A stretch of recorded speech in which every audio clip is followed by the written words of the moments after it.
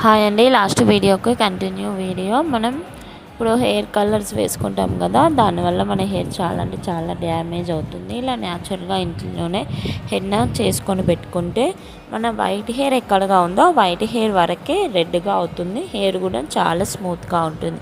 ఎందుకంటే దీంట్లో మనం మెంతులు వాడాం, ఫ్లాక్స్ సీడ్స్ వాడాం కదా, చాలా అంటే చాలా హెల్తీగా ఉంటుంది.